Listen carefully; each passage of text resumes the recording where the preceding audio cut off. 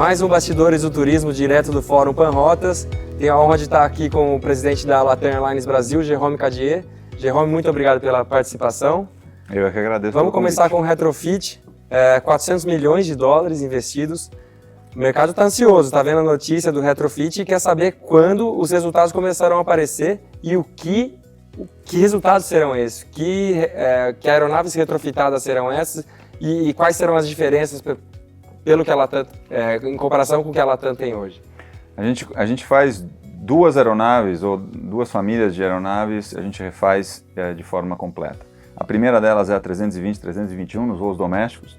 A gente refaz a cabine, a gente muda o assento, a gente redistribui a distância entre os assentos, principalmente das primeiras 5 a 7 fileiras. Essa é a grande mudança. No doméstico, finalmente a gente vai ter um produto que a gente chama Latam+, que é um assento mais confortável nas primeiras fileiras do avião, de forma consistente através da nossa frota. A partir do mês de abril, a gente já começa a operar e nos próximos 12 meses a gente passa toda a frota de 320 e 321 por essa reformulação. Então, essa é a grande mudança no doméstico. Também tem mudança no internacional.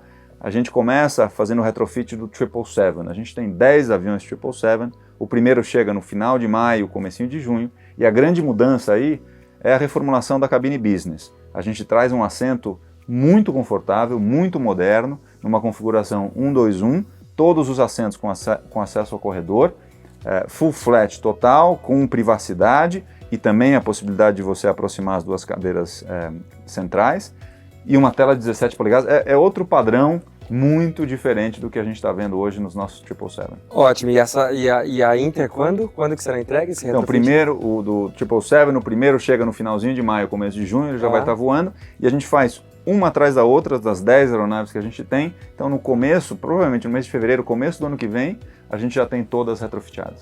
Perfeitamente. Por falar em equipamento, o A350, alguns leitores mandaram para a gente pedindo informações de que a Latam esses A350 da Latam estariam encostados, não estariam voando.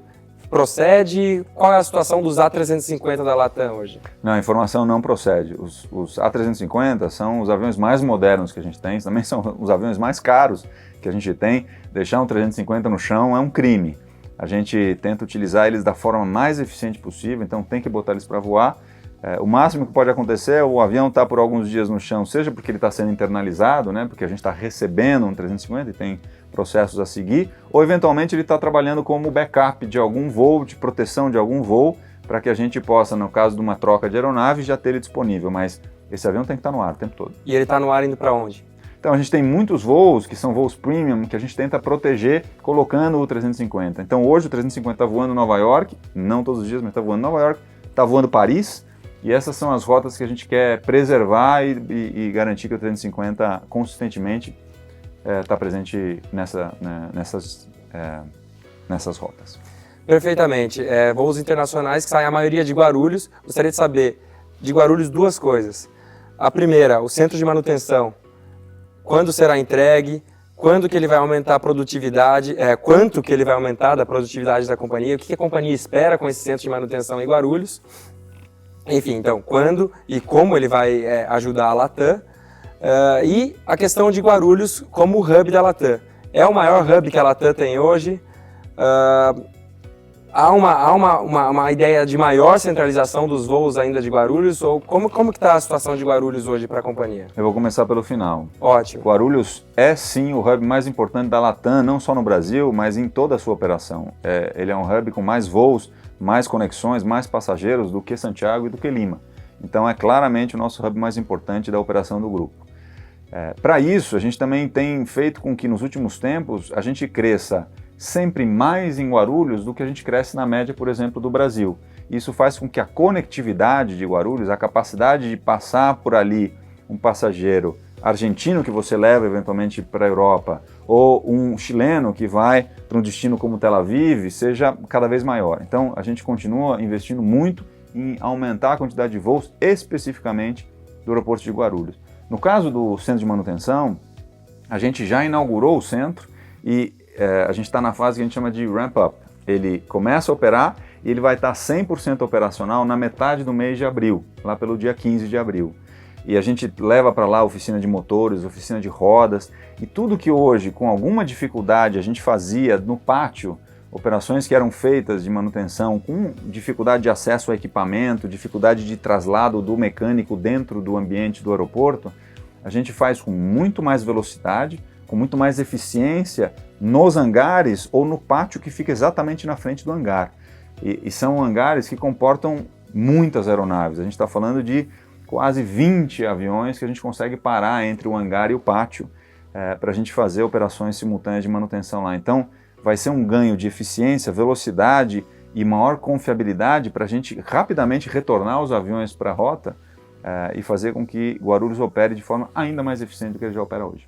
Quer dizer, então, abriu o centro de manutenção, a partir de abril começam as aeronaves retrofitadas, até abril do ano que vem aproximadamente, as aeronaves retrofitadas para o Inter, toda a frota Inter.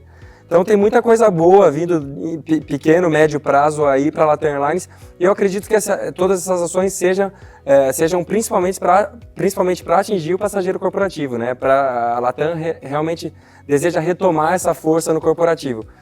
Fizeram comitês com alguns dos players-chave desse setor, alguns deles, grande parte deles premiado no Clube Latam.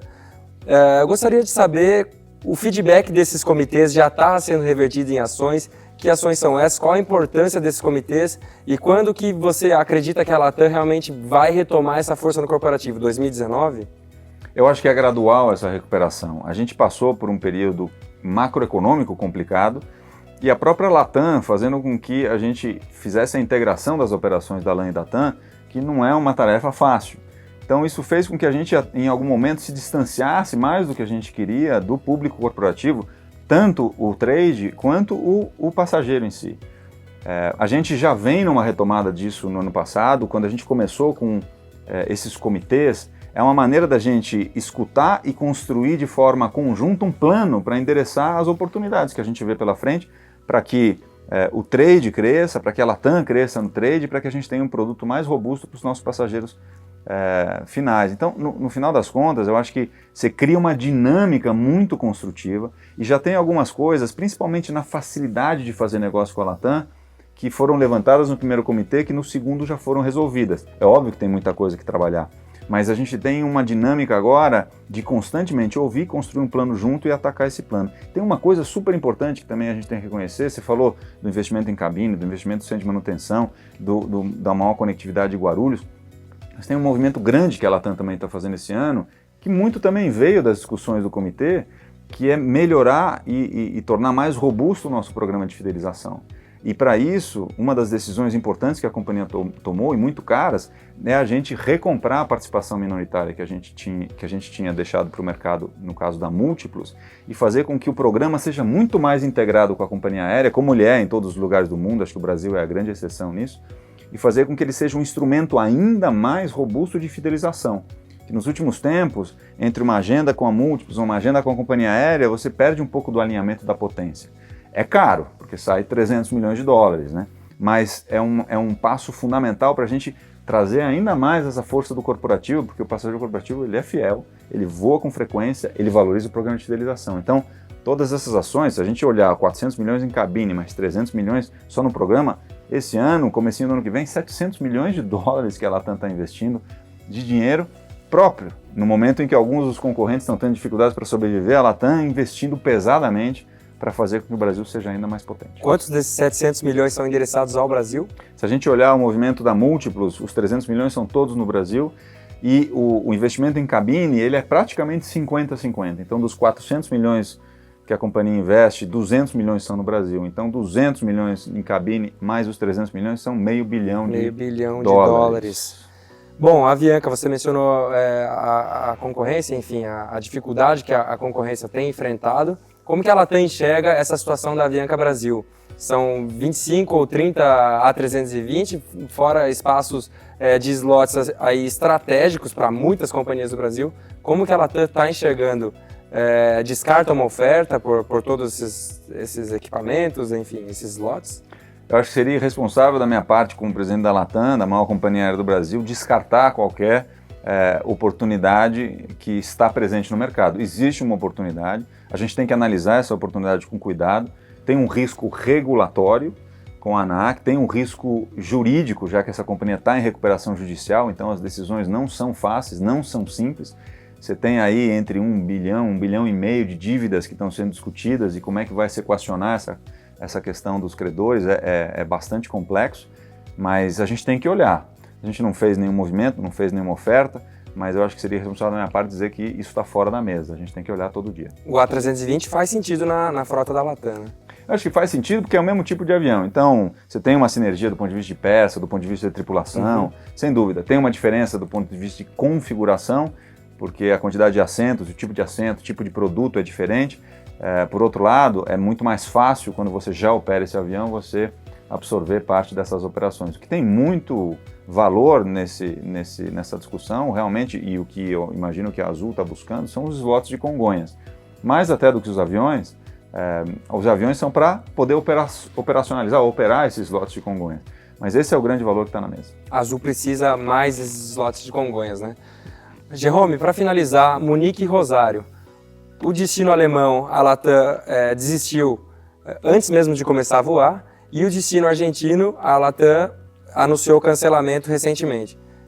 São motivos iguais? Quais são os motivos de cada um desses destinos? Por que a Latam parou de voar para Munique e para Rosário?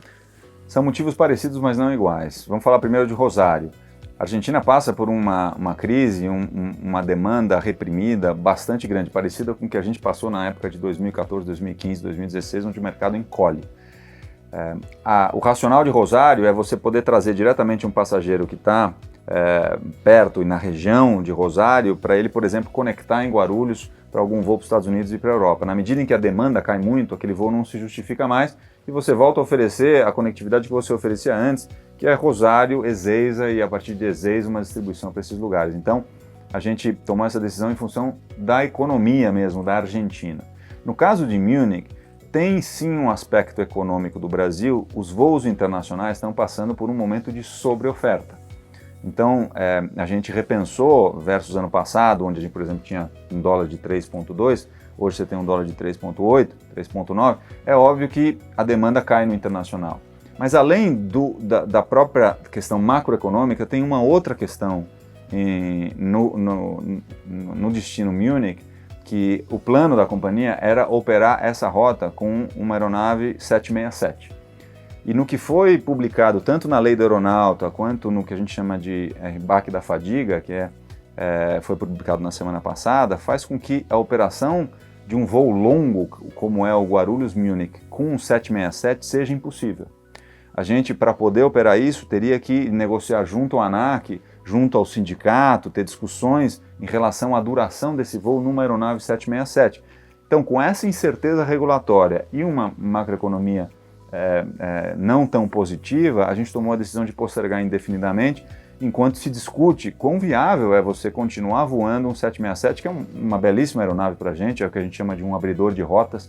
A gente não quer perder o 767, mas é claro que com a lei que foi promulgada e a RBAC da fadiga, ficou mais difícil voar o 767, ele ficou menos eficiente. Jerome, espero que tenha gostado de participar do fórum. Muito obrigado pela sua participação no painel. Foi um excelente painel, muito obrigado novamente pela participação aqui nos bastidores. Eu que agradeço, eu acho que é um ano super positivo para todos nós, que a gente feche ele melhor ainda do que a gente começou. Um abraço. Fique ligado no Portal Panrotas, nas redes sociais.